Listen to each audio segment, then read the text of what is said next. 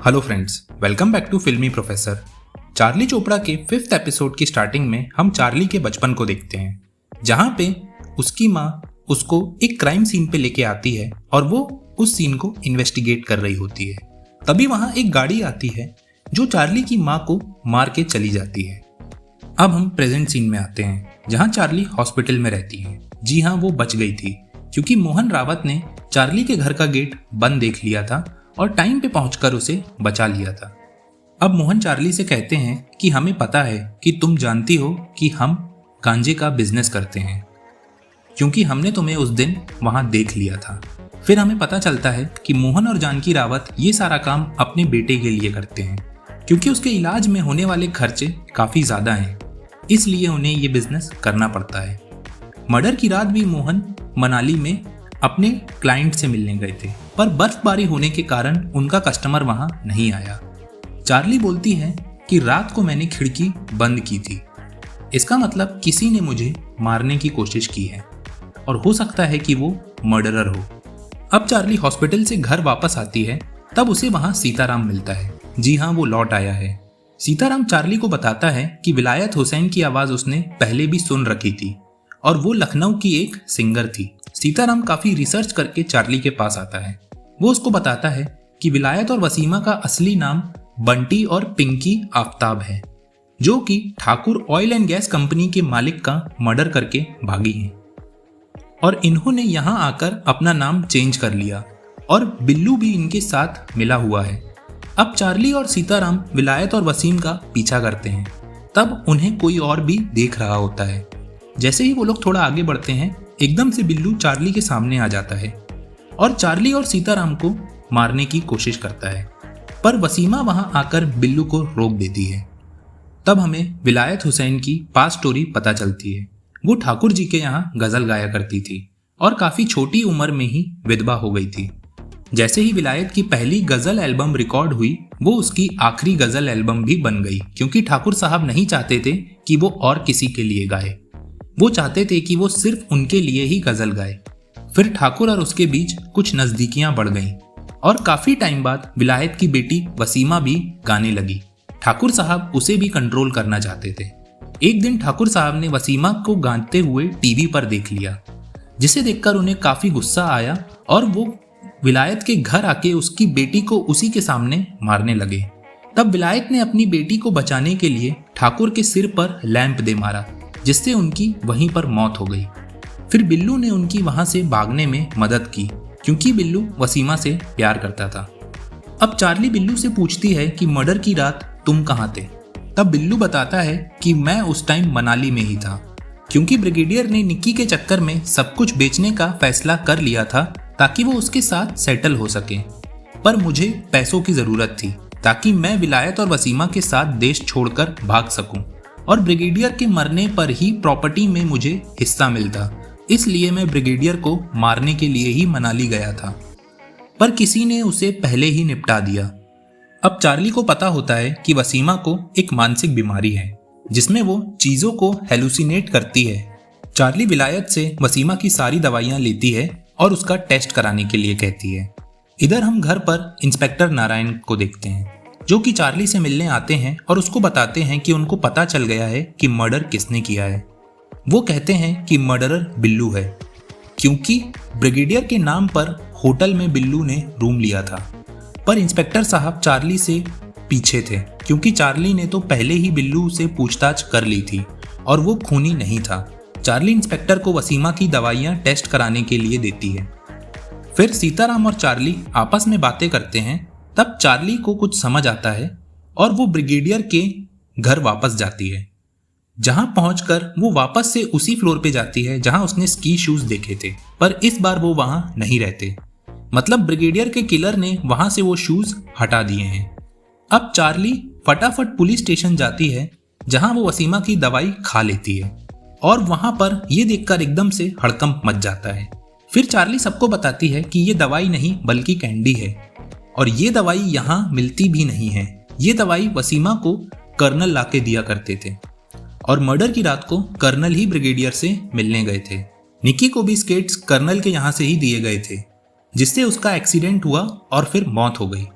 मतलब murderer colonel ही है। अगले सीन में पुलिस फटाफट किलर को पकड़ने जाती है, पर वो जैसे ही कर्नल के घर जाते हैं तो वो देखते हैं कि कर्नल ने सुसाइड कर लिया है और अपना सुसाइड नोट अपने कंप्यूटर पे टाइप करके रखा है। यहीं पे 5th एपिसोड खत्म होता है। 6th एपिसोड की शुरुआत में हम कर्नल और ब्रिगेडियर को साथ में देखते हैं। जंग का वक्त चल रहा था, ब्रिगेडियर घायल हो जाते हैं, पर कर्नल उनको वहां अकेला नहीं छोड़ते और उनकी जान बचा लेते हैं। अब प्रेजेंट टाइम में हम चार्ली और इंस्पेक्टर नारायण को कर्नल का सुसाइड नोट पढ़ते हुए देखते हैं और फिर हम पास्ट की स्टोरी में चलते हैं। कर्नल अपने रिटायरमेंट के बाद दारूखोरी में पूरी तरीके से भंड हो जाते हैं। वहीं ब्रिगेडियर अपनी जिंदगी में काफी आगे बढ़ जाते हैं और एक सक्सेसफुल बिजनेसमैन बन जाते हैं।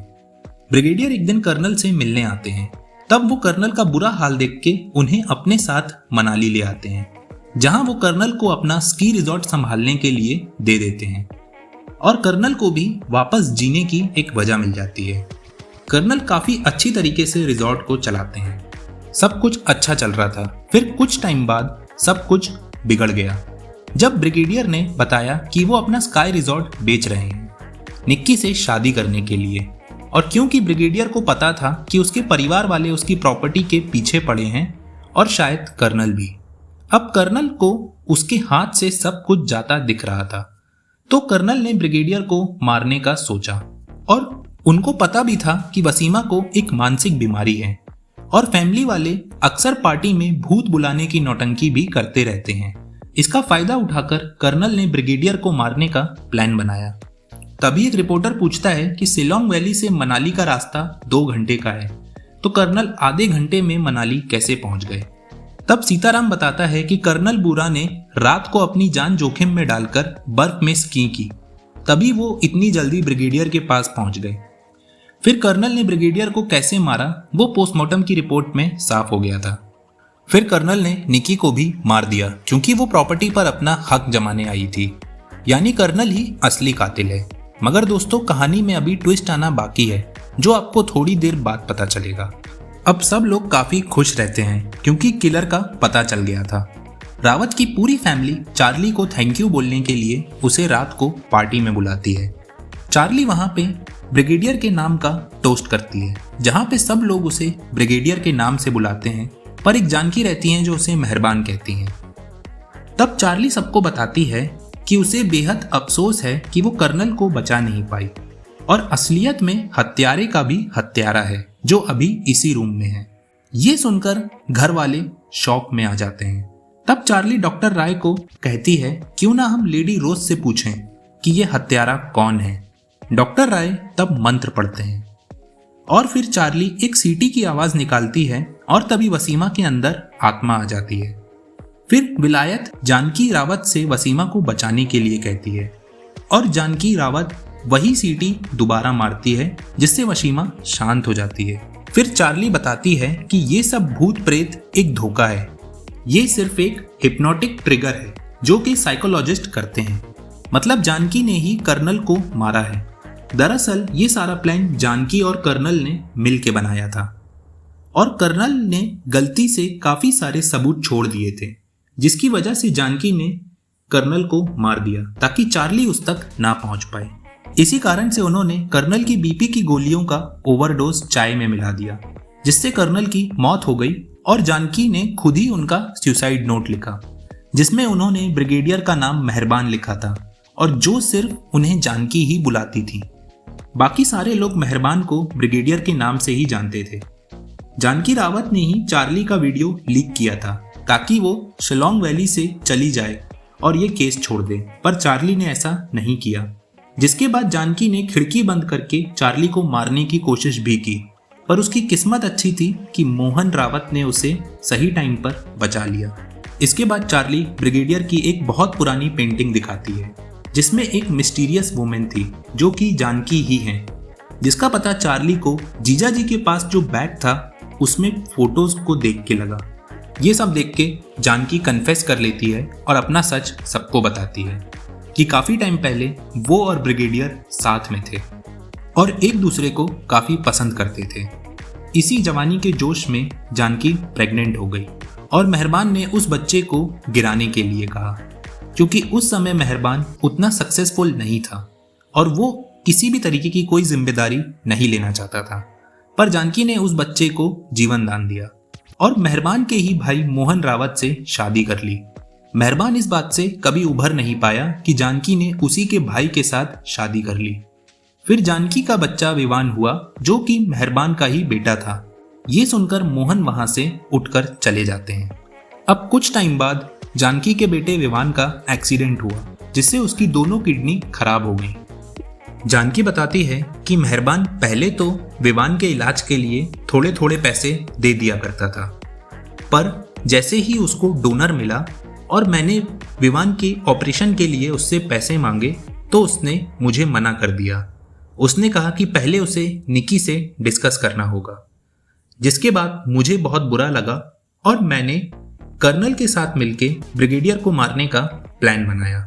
ये स्टोरी खत्म होते ही इंस्पेक्टर नारायण घर के अंदर आते हैं और बताते हैं कि कर्नल के पोस्टमार्टम रिपोर्ट आ गई है जिसमें उनकी मौत का कारण दवाई का ओवरडोज है। अब सब लोग सारा सच जान जाते हैं कि जानकी ही मर्डरर है। इसके बाद चार्ली सीताराम से बात करके वापस जा रही होती है। तभी बर्फ में उसको एक लेडी दिखाई देती है जो कि शायद लेडी रोज है। चार्ली उनको देख के शॉक हो जाती है और यहीं पे ये सीरीज खत्म होती है। दोस्तों, आपको ये सीरीज कैसी लगी हमें कमेंट सेक्शन में ज़रूर बताइएगा।